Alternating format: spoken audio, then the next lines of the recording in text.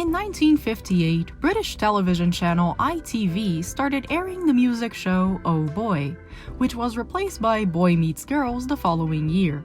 That's when the main male star, Marty Wilde, met Joyce Baker, a regular female performer and his future wife. They got married in December of '59 and about a year later had their first child, Kim Smith.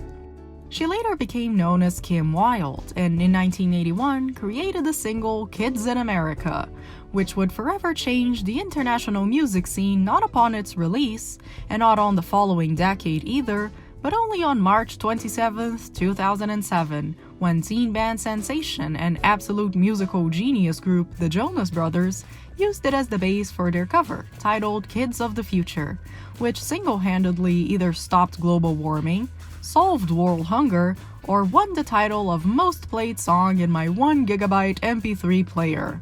I'll give you a moment to guess which one it was. That's right. It was global warming.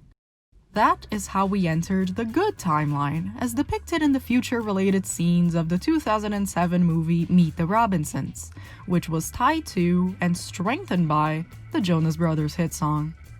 And this very movie is the subject of today's video, because much like the tie-in song, it launched itself into my preteen brain and gave me nothing but good vibes. And after the year we just had, I think we really need some good vibes. Let me take you back to a simpler time that might as well still be ahead of us, as I want to talk about Meet the Robinsons. As wonderful as the Jonas Brothers song is, its title is somewhat inaccurate, because while we do have multiple kids in the movie, only one of them is actually of the future. But before we get to know him, we are introduced to Louis, our present-day protagonist. He is left as a baby at the doorstep of an orphanage. We then cut to 12 years later and see that Louis has grown into an absolute nerd, as indicated by his glasses, and also mostly because he seems more concerned with his inventions than with getting potential parents to actually like him. Our very first contact with him involves him working on one of his contraptions as his roommate Goob rambles on, and totally steals the show here. I mean, the kid is hilarious. Ah, that's good, Joe. Louis's invention goes haywire and ends up ruining the interview. This has apparently happened many other times in the past, somewhat leading him to the conclusion that there isn't a single family out there who could possibly be right for him aside from the one he once had. This motivates him to create a memory scanner, which he intends to use to remember the face of his mother, and also plans on showing it off at a science fair. It is then that we meet the actual kid of the future, Wilbur, who seems oddly obsessed with making sure that Louis presents his invention at the science fair and with keeping the boy safe from a villain he only refers to as the bowler hat guy. And then, every single part of Wilbur's plan fails, and Louis loses his faith in his inventions. The only way that Wilbur can convince him to keep on trying is to prove that he's really from the future, which by association will prove that he's not lying and that Louis should really keep on believing in science. But now Louis doesn't want to work on his memory scanner anymore because Wilbur's time machine would allow him to go back to the past and see his mom, and Wilbur saw none of this coming. This boy has like one brain cell. I love him so much. After some fighting, the boys end up breaking the time machine, so now they have to drag it back to Wilbur's house so that Louis can help him fix it before the rest of the family finds out. Because what reckless future boy here forgot to tell us is that he not only had no permission to fly the time machine, he was actually responsible for letting the only other time machine in the world get stolen. By none other than the bowler hat guy. Speaking of which, let's check in on him. He's hilarious. Then, just as I was on the brink of destroying Robinson Industries... The bowler hat guy is that special brand of villain that tries really hard to be classically villainous, with the grandiose speeches and the nefarious hand movements, but whose plans are so poorly thought out and so inconsequential that you know they are doomed to fail. It's that kind of high-energy, goofy villainy that never fails to make me smile. A real Robbie Rotten, Dr. Doofenshmirtz kind of type. He is accompanied by Doris, a sentient mechanical bowler hat who was responsible for Lewis's invention blowing up during the science fair. Together, they intend to steal the contraption and pass it off as their own, but of course it fails, and of course it's in the funniest way possible.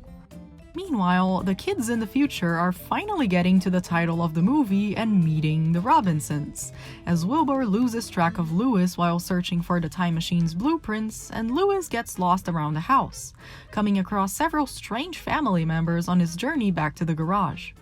This entire sequence lasts 3 minutes at best, but it feels like an entire show's worth of characters crammed into one crazy house.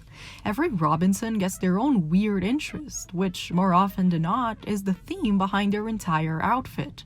And you find out that instead of Wilbur having a single brain cell, it's more like the entire family shares a single brain cell, and the dad's usually the one who's got a hold of it. And he's out of town. I mean, Lewis is wearing a fruit hat for this entire scene, and you don't even notice how weird that is, because everything else in the Robinson residence seems constantly determined to out-weird him.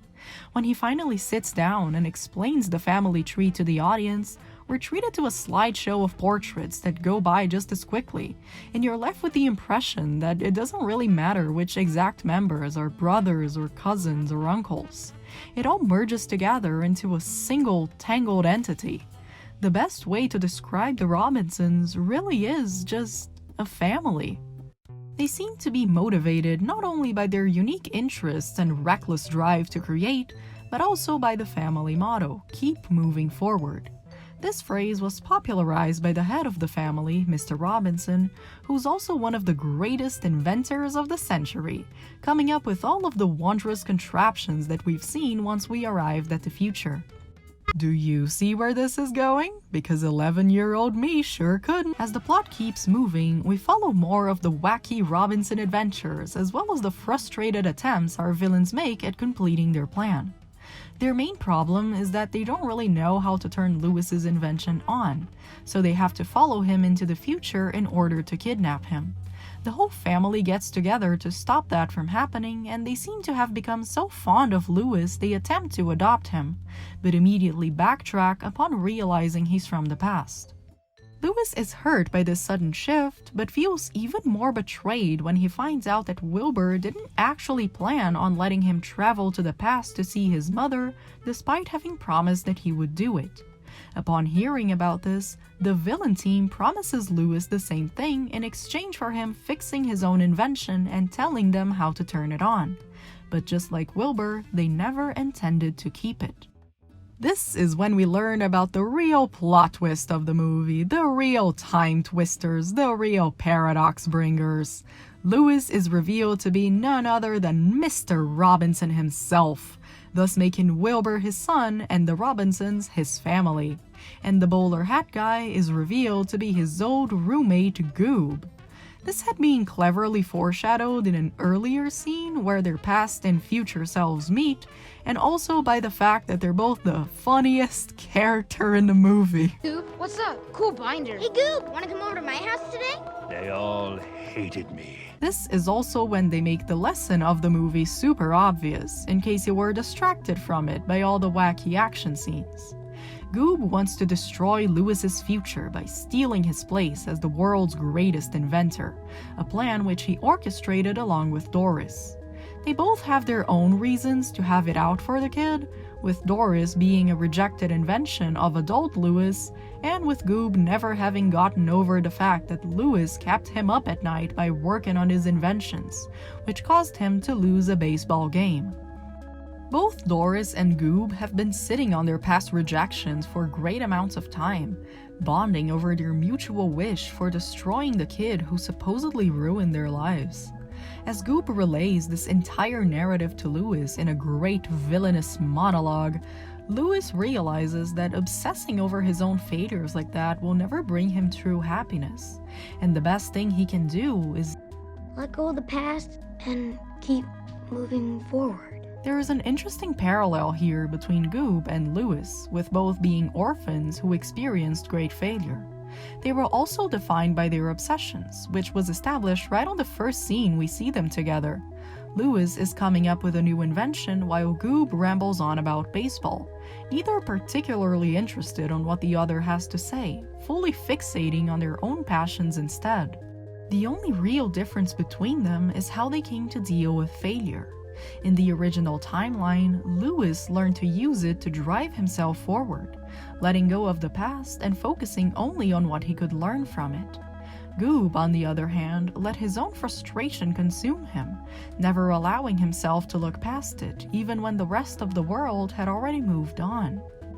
There's something to be said about Lewis's share of the blame here. We have to admit that he was a pretty inconsiderate roommate, and the idea that he was only able to succeed at the cost of someone else's well-being and then never even considered apologizing for his behavior is a kind of a jerk move. But Goob's reaction to it was blown completely out of proportion. Both Lewis and Goob have failed before. Lewis's inventions have cost him an adoption, and Goob's monologue at the beginning is about how his team never seems to win. But Lewis keeps on inventing anyway, and Goob keeps on playing. As an adult, Lewis chose to keep on trying, but Goob just seemed to stop, becoming literally stuck in time. As Goob and Doris finally succeed, we get a glimpse of what the future became under their command, with Doris having betrayed her sidekick and enslaved the rest of humanity. A decision powered by revenge was fated to end in tragedy. As much as the Robinson motto of "keep moving forward" is blatantly stated by the main character as the lesson of the movie, the real moral here is less about mindlessly moving onwards and more about making good choices. It's not enough to simply go ahead for the sake of reaching the future. You have to craft your own path to make sure that the future you reach is a good one. It is that same power of choice that solves the main conflict of the movie, because now that Lewis has seen what Doris is truly capable of, he simply chooses not to invent her, killing off the one reason why she existed in the first place and erasing her from reality.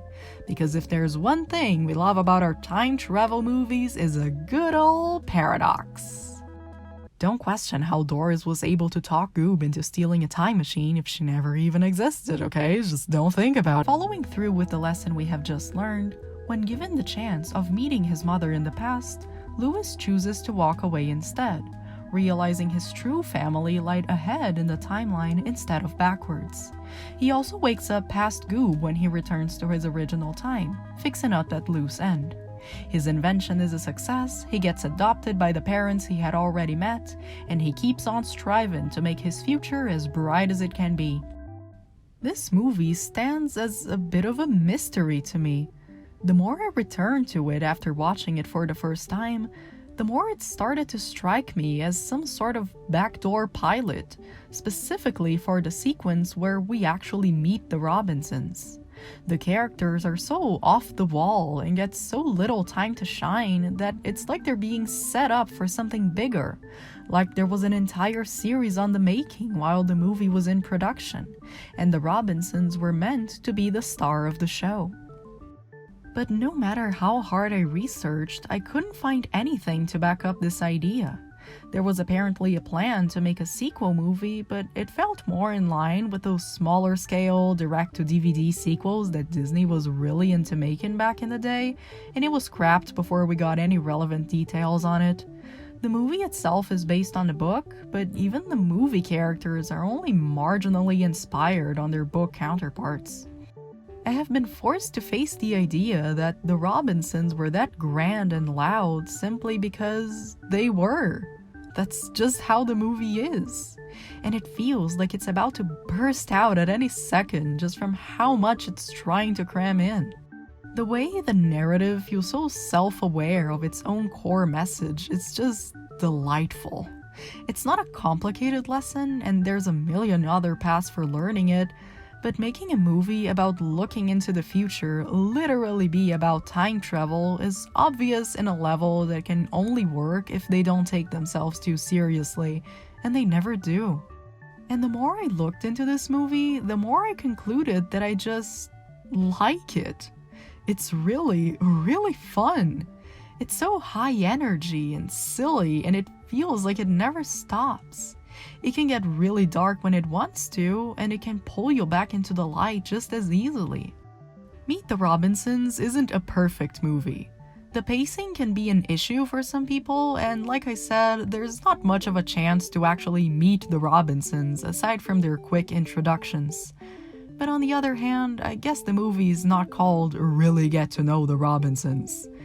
My point is, it doesn't have to be perfect. It's lovely just the way it is.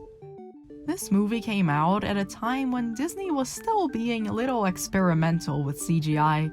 Traditional animation was being slowly killed by the studio, and they were trying to branch out into the magical world of the third dimension. But their first attempt was Chicken Little, and I can't say it was a good one. Meet the Robinsons followed soon after, and it was just the first in a lineup that continues to increase and take the world by storm time after time. Disney kept moving forward, and we wouldn't have gotten this movie if they hadn't. And I want to keep moving forward too. It might not always work out, but who knows? We might get something really fun out of it. Or maybe just a Jonas Brothers tie-in song, which, let's face it, would be the best possible outcome. Thank you for watching.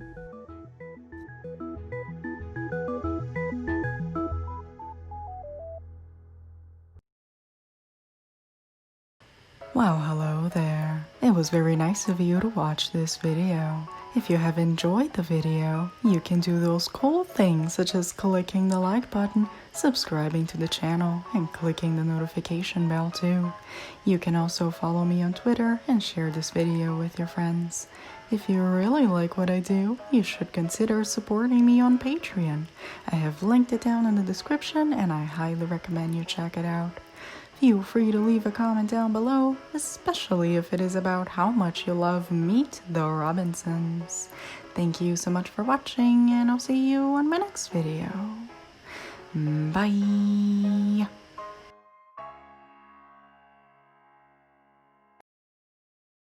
I'm disgusting, but one learns to love it.